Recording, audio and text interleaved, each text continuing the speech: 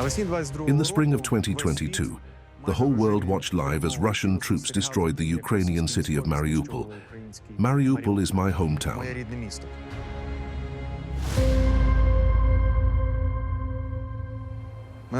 My name is Andriy Biednyakov. I was born and raised in Mariupol. On the 40th day of the full-scale invasion, my mum died there.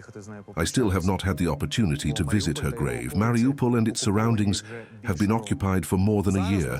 Unfortunately, there is not much mention of Mariupol now. But I want to keep talking about it. All this time I was thinking about how people live there now. I found people who were there in Mariupol on the 24th of February 2022. They saw with their own eyes what the Russians were doing to our city.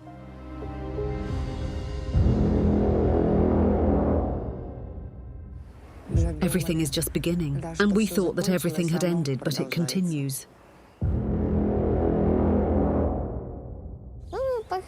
Well, we actually buried Grandpa in our garden, and Grandma Helia and Grandma Nadia as well, but in their garden, not ours. They lie in 8 rows stacked on top of each other, 8 rows in total. And 3 people in each row. Well, how many more can fit in a row? They were clearing the rubble in the buildings hit by an air bomb, and we simply realized that they were covering up the traces. And the rescuers from Moscow, St. Petersburg. They were thoroughly searching the bodies, removing their clothes and rummaging through the pockets. The bodies that were without legs, without arms, and without heads. They simply threw them into a landfill.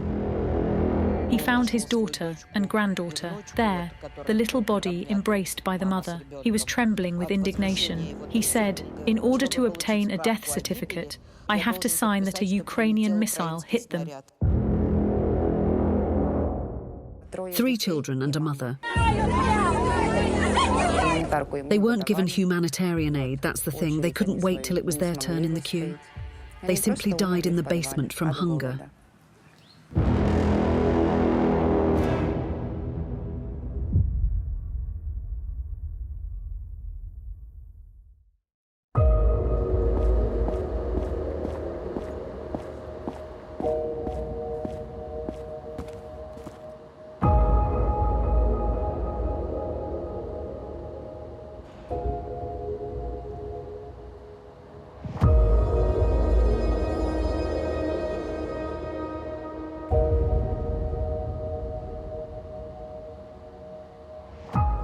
The author of these paintings is Daniil Nemirovsky, an artist from Mariupol. It was painted during the bombing of the city, in a bomb shelter where there was almost no light and no hope to escape.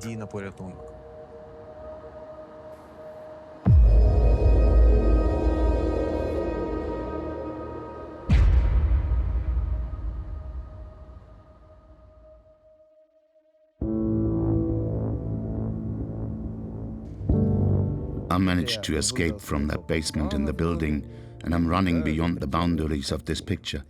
Here I'm still asleep, that is, when the missiles haven't started flying over our building yet, but are falling far behind this window, hitting the neighboring building. It catches fire. Grandpa and Grandma are sleeping there, in this room, and I'm asleep too. Well, my grandpa can't walk, I mean he can't leave on his own. As for Grandma, I found out later she was injured by a missile fragment. They took her to the first hospital. Later they bombed that hospital too, along with the staff and the people who were there.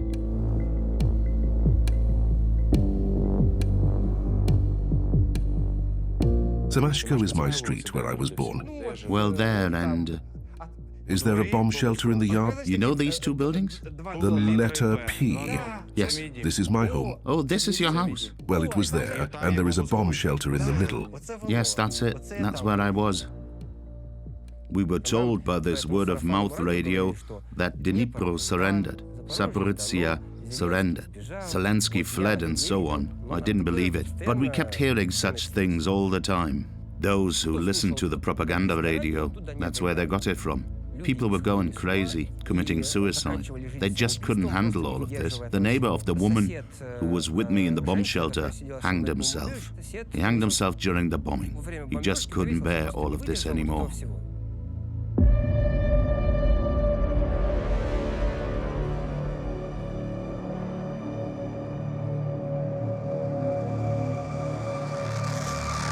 The last time I was in Mariupol was 5 days before the invasion. I walked the streets of the city and did not believe that a catastrophe was about to happen. Not only I, but many people did not believe in a full-scale war.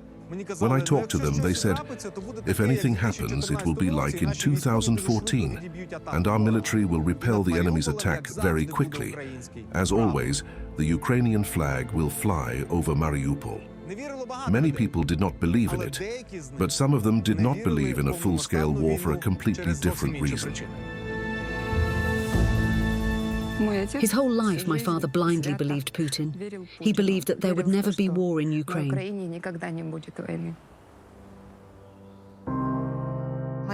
Mariupol is the motherland of my husband, and the dissolution of the Soviet Union caught us in Uzbekistan. Well, then he retired, and my parents started calling us back home. And then we decided to move. On the last day, I was sitting at the table with him, and he started crying too. He said, I feel guilty for bringing you here. It was like that in 2014. Now it's 2022, and there's no peace here. He burst into tears, and then my husband left. The stranger was sitting with us too. My husband never talked to him, but that day he said, well, I'm leaving my girls to you.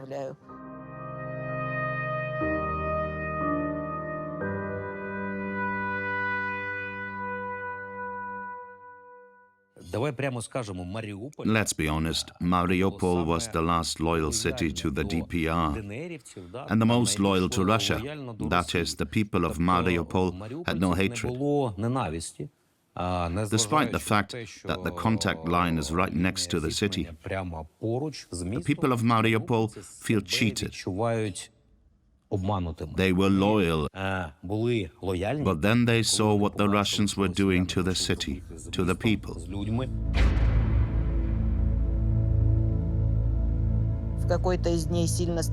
One day they were shooting heavily, and then everything was quiet for some time.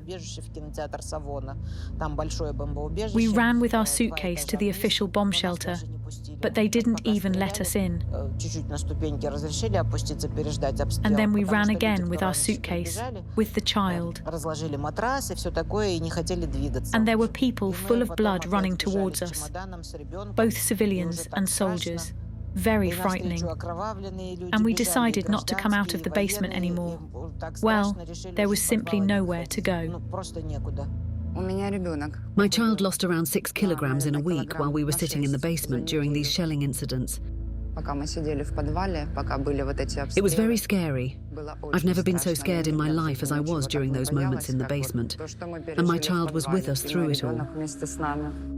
What they did to Mariupol was a show. It was brutal. It wasn't some military necessity. Because let's put it this way, the people of Mariupol didn't meet Putin's expectations. Putin expected that the people of Mariupol would come out and say, hey, Vladimir. But no one came out.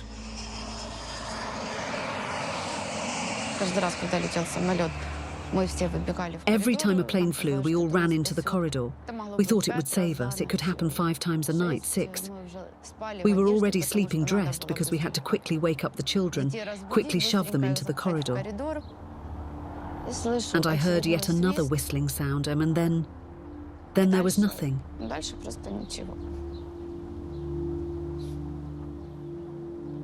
Then smoke, children shouting. I was thinking, am I alive or dead? Because you can't see anything at all. Everything's white. Well, not white, just everything is like this. You can't see anything. Even when this smoke cleared a bit, I saw something wet on my mother. But I was so frightened that I couldn't even say anything about it. Grandpa's leg and hip were broken. Actually, he was bleeding for 8 days and passed away. Well, we buried Grandpa in our garden, and Grandma Halia and Grandma Nadia as well, but in their garden, not ours.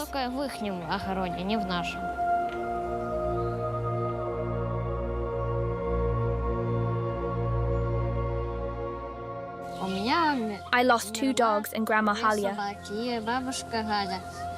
and my beloved city, Mariupol. Helicopters, and here come the soldiers, and a tank rumbling. This is the family that perished. Here are the tanks. It's an attack. I have a whole movie and pictures here.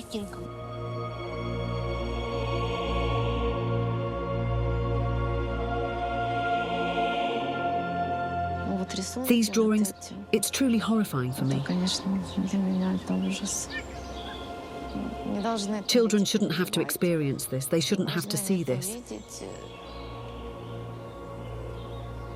He didn't show that he was scared. I knew he was in pain, I knew he was scared, but he tried not to show it.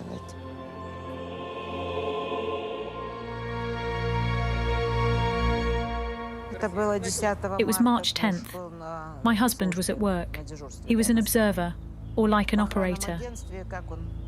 Their office was located on the ground floor of the building, and below them was a basement that was officially considered a bomb shelter.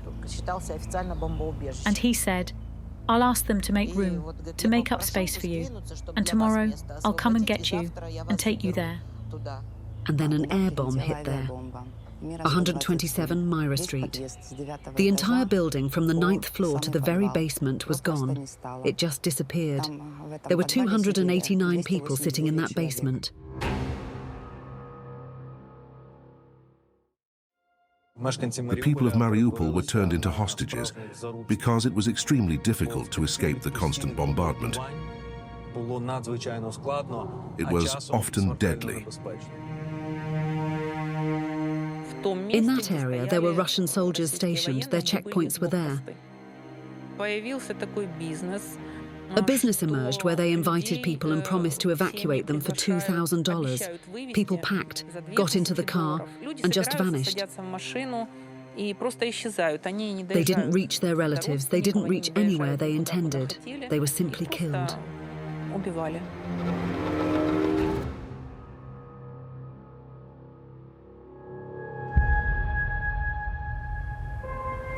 On March 27th, we managed to escape, found out that this district wasn't being fired upon, so we walked through fields for 15 kilometers, and we began making our way to where my husband's office was situated. And as I walked, I thought, he'll come out from there, from the basement any minute now. But when we arrived, it was completely buried, the building folded like a sandwich. I hoped that they had managed to run out. Well, maybe the building collapsed when they weren't there. Later, we found a man. He said, yes, the slab collapsed. Until noon, we could hear both screams and moans. They pulled out a little girl, a grandfather, and a woman, and it quieted down in the evening. And after that, nothing could be heard.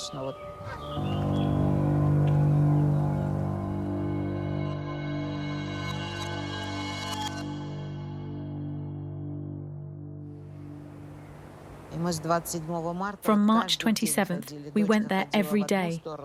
My daughter was going around the hospitals there. They were posting lists at the District Executive Committee's office, searching. And I was walking here, into the city, 15 kilometers there, 15 back. The bomb fell on March 11th, and the excavations only began on May 10th, 2 months later.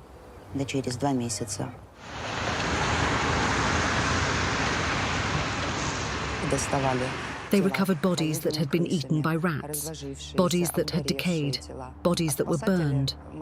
And the rescuers from Moscow, St. Petersburg, who conducted these excavations and cleared the traces, they thoroughly searched the bodies. They removed their clothes and rummaged through their pockets, the bodies that were without legs, without arms, and without heads. They simply threw them into a landfill. They just threw it there, along with the concrete slabs, with everything that was there. They just threw it away.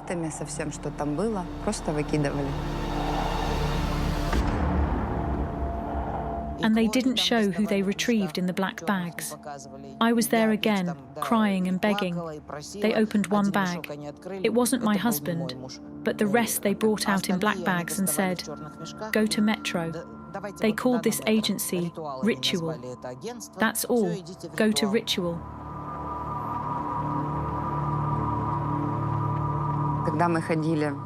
When we went to the funeral service looking for Dad, when they were clearing the debris going into the building, along the way, we often saw dogs running with a human hand or a foot or a wrist. Next to us stood a man. He also found his daughter and granddaughter, mother with child. And he came out. His hands were trembling. I asked, "What's wrong?" Shaking with anger, he said, "They told me that in order to get a death certificate, I have to sign that a Ukrainian missile hit them." He said, "Did I see it? Is it written on it?" And the investigator said, "Are you not afraid to talk to me like this?" He said, "No, I'm not afraid, because everything has been destroyed. Everyone close has been killed."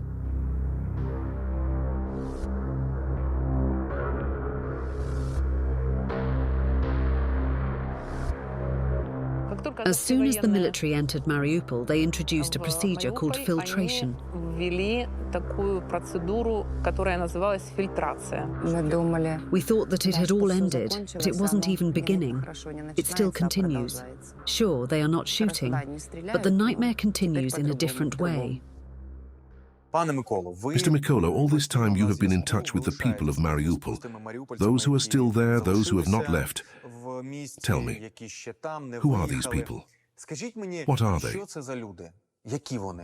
These are not pro-Russian people. These are our people, Ukrainians, who are waiting for the city to be de-occupied. It's very difficult to find a person who hates Russia and Putin more than the people of Mariupol. I remember when I used to cover my son with my body at night when a plane was flying overhead. You covered him. He's calmer, and I'm calmer too. But you realize that this won't help. It's useless. And when I think back, I can't help but hate it.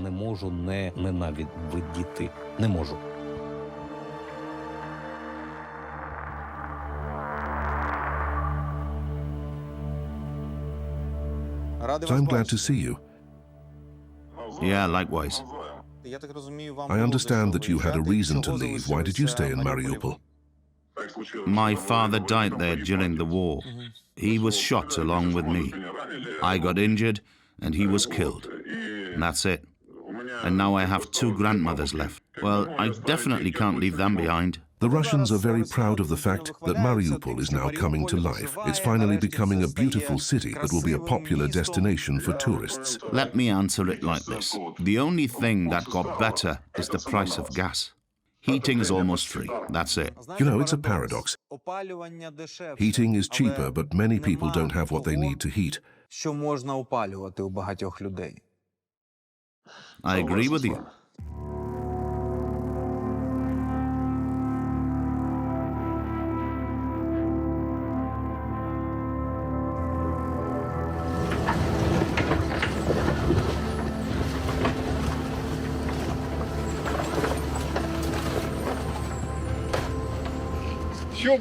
Everything will be fine, and in a year, Mariupol will be better than it was, if Russia takes care of it.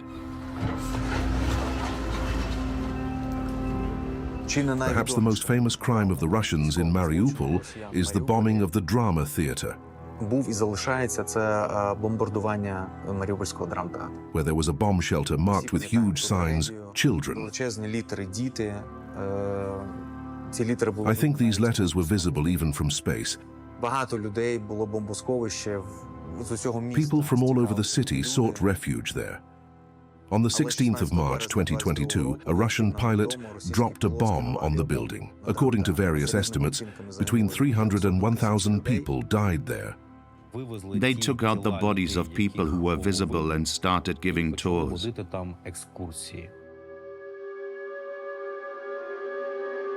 The upper floors are practically all burned. All positions were taken by Ukrainian armed formations already on the 22nd of February. These excursions were aimed not even at the people who were there, but at that Russian TV consumer. They filmed video clips here. Some popular Russian girls came here and sang something while standing on the drama theater. Standing on the spot where so many people died. I don't know.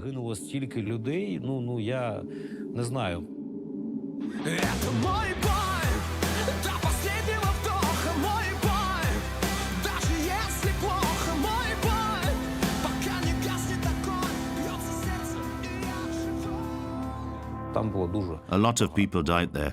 They said 18.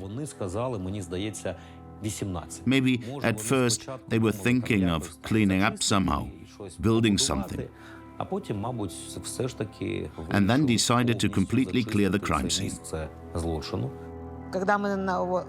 When we started coming and looking at which buildings were being cleared of debris, we noticed that the Russian Emacom was only clearing debris in the buildings where missiles or bombs, specifically air bombs, had hit. We realized they were covering up the traces. Interviewers from Russian television constantly came. They were looking for people who would tell them how they had been waiting for Russia for a long time, how everything was wonderful and good. They organized children to draw for them. Peace, Russia is here forever, and other slogans that, well, children wouldn't naturally come up with. They told the children to do it, and naturally they did. They forced them to smile. They filmed them.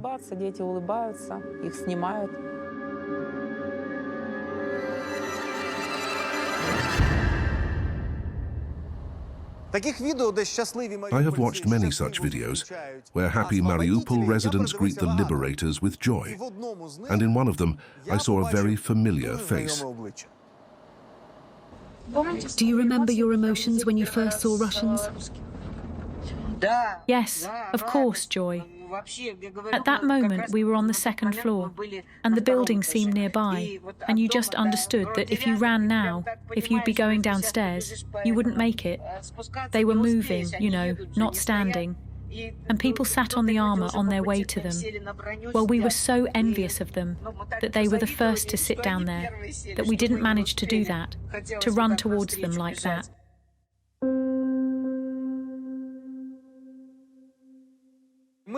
We had such a great conversation last time, and here we find this interview with you, Gulnara. Well, was there anything else to do? Everything I owned had burned down. I had no documents whatsoever, absolutely nothing. There was a car standing, with RTR written on it, and a satellite dish, and I was in such despair, I didn't care anymore. So I said, "Are you journalists?" They said, "Yes." I said, "Write it down. I want you to record my appeal to Putin. Look what's happening here. How are we supposed to survive? The house is destroyed. There's nothing to eat. What have you done? Does he even know what's happening here?" And they later said, "Well, you understand that we can't record such an appeal." I said, "So what am I supposed to do then?" They also said, "You should say this and that, to ask for housing." Did they tell you what to say, what emotions to show? Did they? Yes. And they also said, "You'll say it now, and we'll give you a certificate."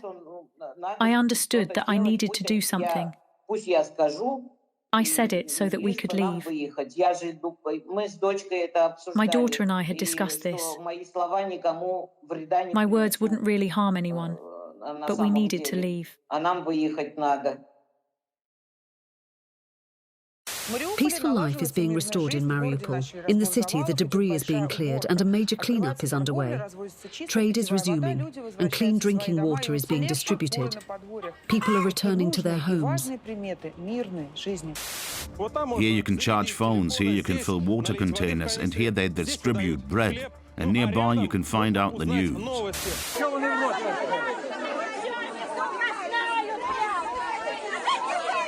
A rabid herd. Because people can't. Yet everyone wants to get a ration and they can't. A month ago, we used to work together with that woman at the market.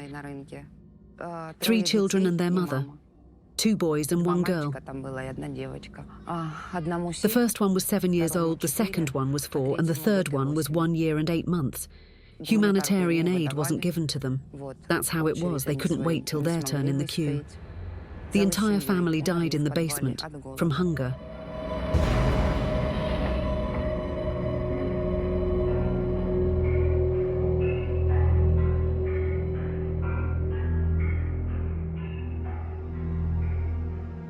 They lie in 8 rows, stacked on top of each other, 8 rows in total, and 3 in each. Well, how many more can fit in a row? 87,000 are in the Ilichivsk mortuary. It was central for the occupants. And another 22,500 in the Novoavovsk commandant's office or something like that. They are not identified. So currently, more than 100,000. When they gave me the number 87,000, I offered any amount of money to at least have those pages photographed for me. People didn't take such a risk. And in Novoazovsk, they had a database there at that moment. A database. It was a computer not connected to the network, to the internet, to prevent leaks. That moment, only 4 people had access to the database. So the person who gave it to me said, listen, if I give you something now, then here we are, 4 people. And he said, will give everything here, because it will be painful. The only one who didn't end up anywhere are these people who were just taken away along with the construction debris. And count how many of them are left.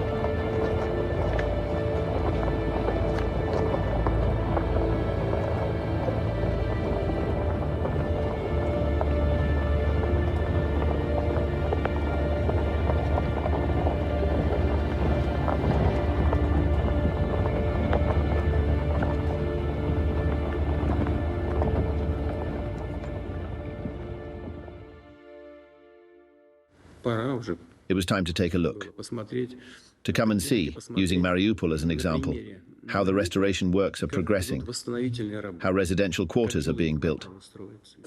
Welcome. I just stood there not expecting it at all. Can I at least say hello to you? We are so happy to see you, thanks a lot. We've only seen you on TV so many times. We are so happy. You know, I've been trying to understand where the line is between reality and propagandist's fiction. They're there on Channel 1, happily reporting, telling us how happy they are, how good they are. Mariupol is being rebuilt, and the infrastructure is being established. Everything is fine, everyone is so smiling. His Majesty Putin came to visit. There's something very strange about these houses. They were built in a hurry, very hastily. Well, yes, the ceilings. Will it be fixed? They promised it, didn't they? No, nothing so far. Nobody. There's no infrastructure there, and even buses don't go to these neighborhoods. Last year, the construction of many multi-story buildings, well, some multi-story buildings started suddenly. There might be around 20 or 30 of them throughout the city. I don't know exactly. So last year they started building and erecting them rapidly. There's this well-known so-called Nevsky district. That's it, that's all. The story of construction stopped at that point. This year, they haven't started building any new buildings, not a single one. This year, they've started demolishing the buildings that were significantly damaged during the war. Those that were damaged by airstrikes. My house was demolished like that. And where do they settle the people whose houses they demolish? Where do they put them? Some people are offered housing in the apartments of Mariupol citizens who left. Some are moved, let's say, into neighboring buildings where the apartments are still intact. And they, let's put it this way, audaciously enter and live in other people's flats.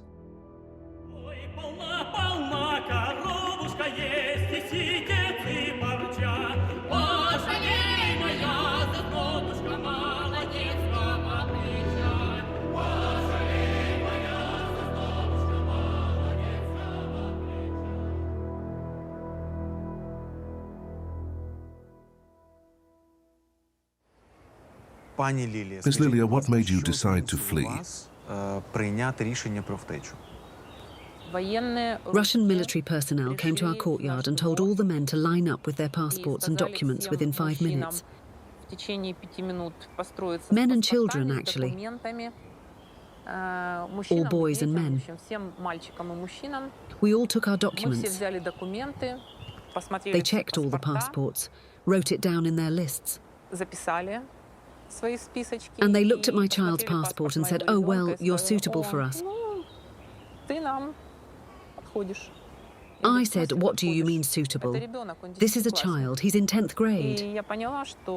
And I understood that we needed to leave immediately. We are all fed up with your war already. You've taken all the men, all the boys. We've already buried half of them. Son-in-law, brother, everyone, only one boy remains. Give the documents back to the boy.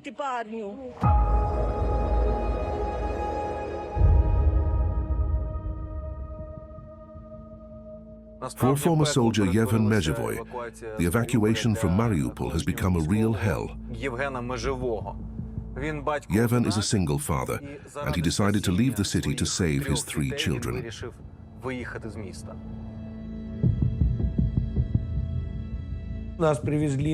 We were brought to a checkpoint. It's not like I was hiding the fact that I was a military man. Everywhere it's evident that I'm not a participant of the ATO. I don't have any combatant identification. I thought, well, they'll see that I served in the unit, that I looked after conscripts, and they'll let me go. They took my documents and ran off. Then they came back after about 15 or 20 minutes. They said, well, figure out who will take care of the kids. You'll have to write an explanation about your documents. I asked, would it take me long? He said, well, maybe an hour or 2, or maybe 7 years. What did you think? Your children? Did you know where they were going? No.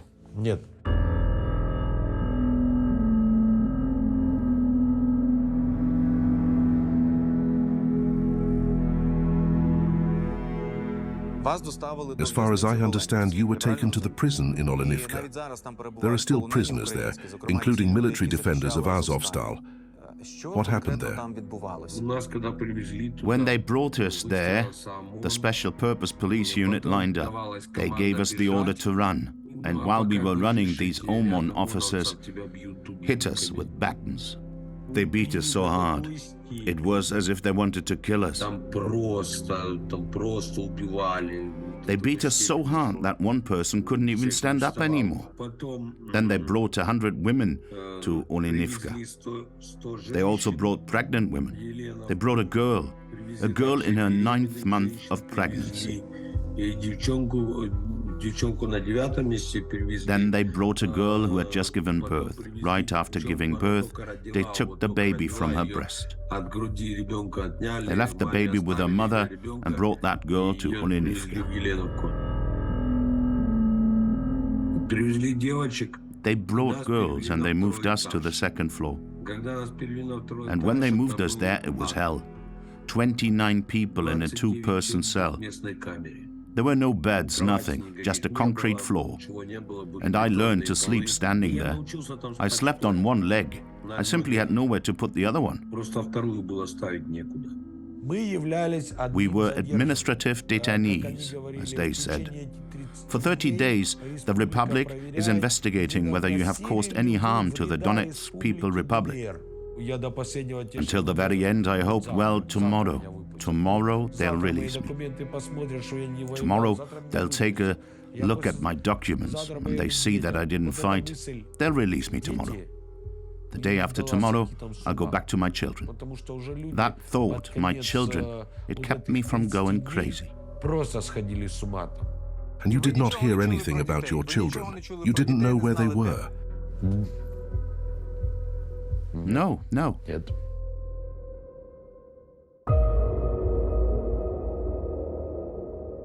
They released me on the 26th of May. I started asking questions. They told me so calmly, your children flew to Moscow at 5 in the morning. And I had a breakdown.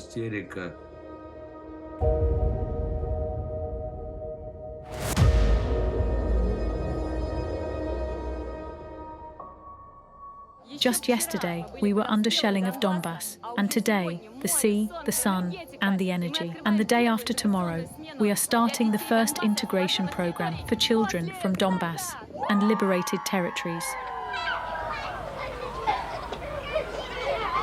On the 17th of March 2023, the International Criminal Court issued an arrest warrant for Vladimir Putin. The president of the Russian Federation is accused of war crimes, namely the deportation of children from the occupied territories of Ukraine. The abduction of 16,000 children has been confirmed.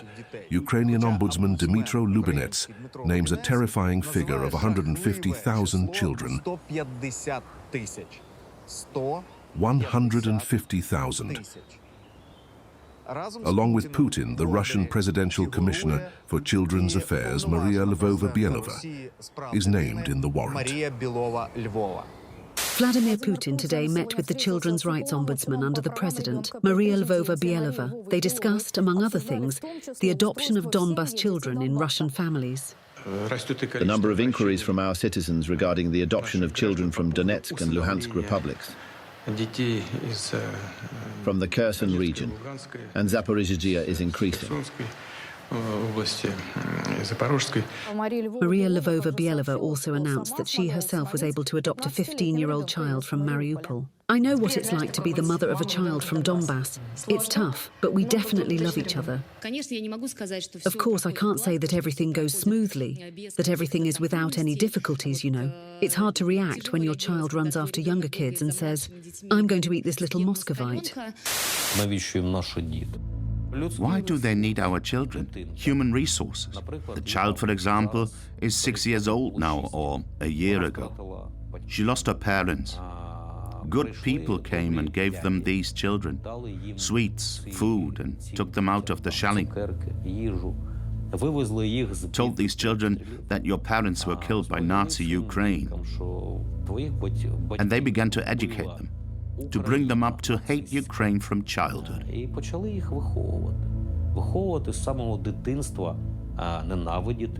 Many young men were killed during the attack of Mariupol in 2022.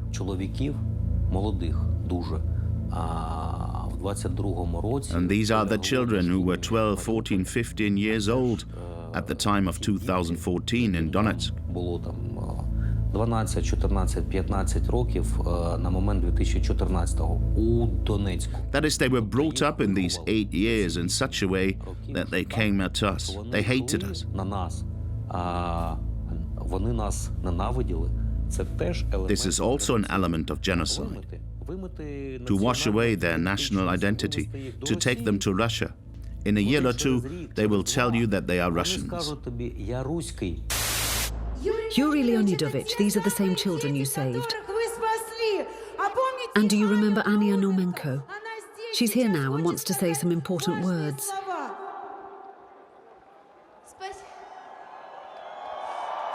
Anichka, you clever girl, don't be shy, speak up, don't worry, we're with you, we're right here. Thank you, Uncle Yuri, for saving me, my sister, and hundreds of thousands of children from Mariupol.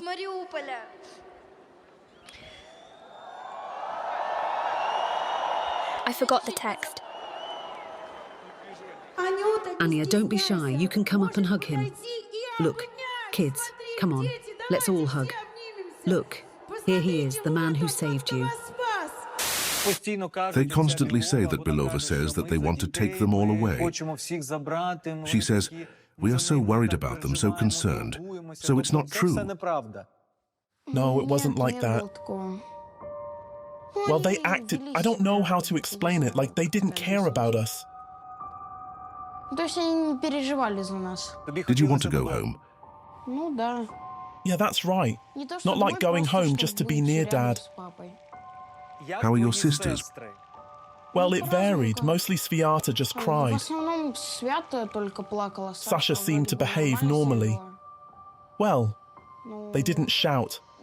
They just had a constant bad mood. Something like that. What did you do to support the girls? Mostly he kept saying that Dad would be back soon, or that everything was okay with him. This is the Polyani camp, a resort under the patronage of the President of the Russian Federation, a presidential camp. There were only 31 children in the group that came with my children. In their group, there was also this boy, Philip, from Bielova, adopted.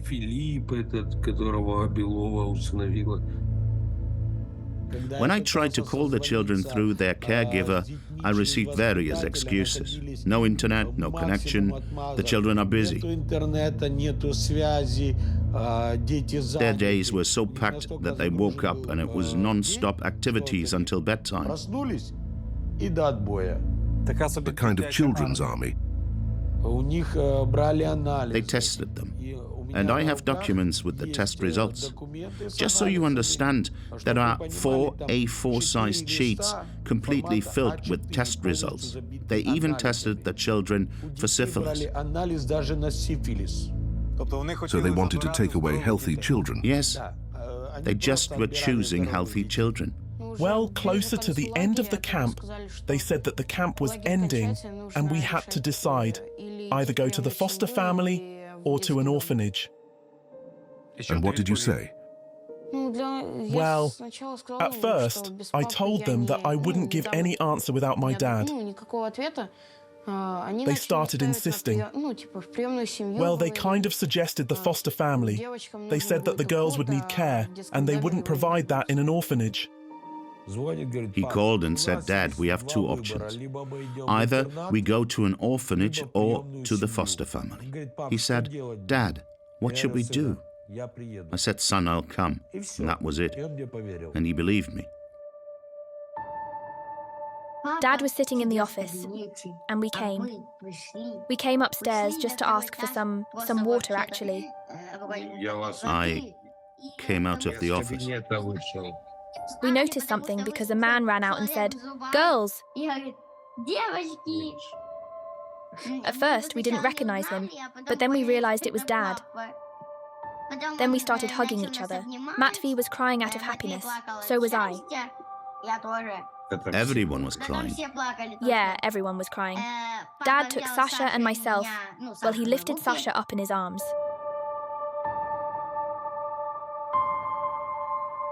When we first came here to Riga, the children, not all of them, but Sviata had some strange behavior. Like she could get up in the middle of the night and go somewhere. Moreover, grabbing. Well, she would come to me at night, take me by the hand, and lead me somewhere in the darkness. I didn't understand where. I got so scared to the point that I had to call an ambulance. It was so... She was shaken. She wouldn't wake up. Unfortunately, what our children have experienced is very serious trauma. And we need to work with these traumas, and you as a parent have to work with it. And I believe that you will succeed. Yes. Tell me, please, what are your dreams? Of course, I want us to have a big house with our own yard and a dog, a cat. I don't even know, and for us all to live together in this house. And where exactly should this house be? It's difficult to say. Well, I got used to Riga. I think it's better in Riga. What about Mariupol, Ukraine? There is no sense in going to Mariupol already. Why? Well, it's not Ukraine anymore. Do you not believe that Mariupol will return to Ukraine? I do believe, but as of now, it's not Ukraine.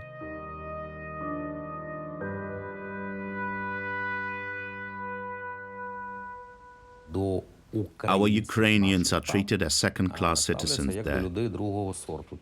Why? Because there are a lot of migrant workers there, a lot of military people from the Donetsk region. Because this city is considered a rear city safe. They go there with women and children. Because given the number of people they killed, there is a place to live there.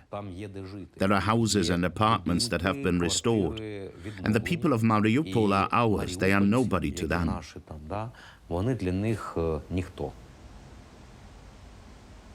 Listen, you said you didn't paint people who work with the occupiers. I know people like that. And I know. Let's draw them. You know it's a game. You start and I continue. You draw the head, I draw the body. This is how I associate these people. We need a ruble sign. It even looks terrible. Let me draw the nose. Because I can see that it should be like this. A little mustache. Can you draw the mouth? That's right, it's really scary.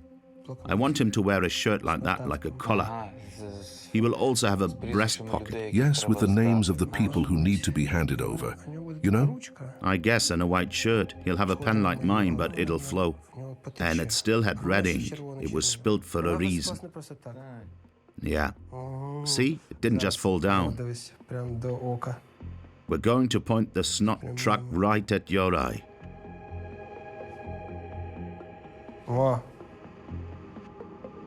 I also want to add one more detail. I want to paint the star red. It's a terrible thing to draw.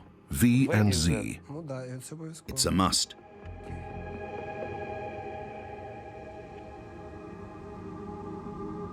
Yes, there are such people.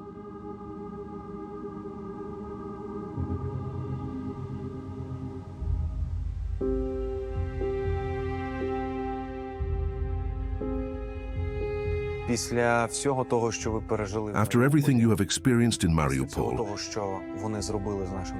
is there anything you would like to say to the Russians?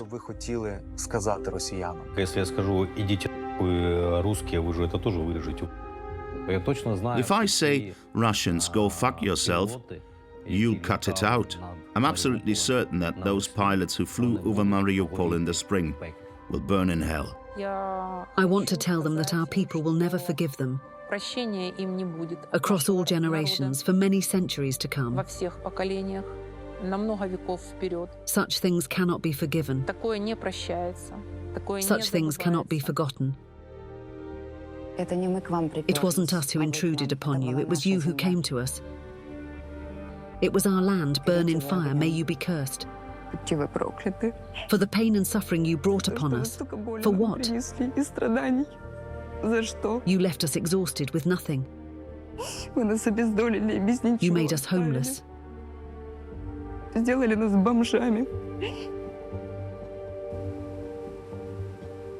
Mom, don't cry.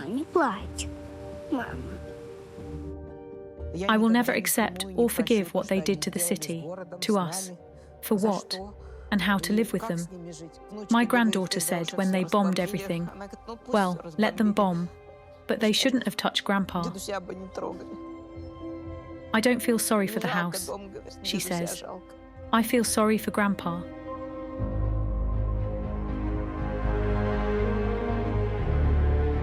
The last question is Zhdanov or Mariupol? Well, I live in Mariupol. I love Mariupol. And I'm certain that I will always live in Mariupol. And this Ukrainian is definitely a Ukrainian because he's wearing a hood, closing his straps like this to avoid seeing this horror. He's Ukrainian, I can tell you that. I often have dreams that I am wearing a hood. In Mariupol, I close the hood and go for a walk. Maybe it's you. Maybe it's me.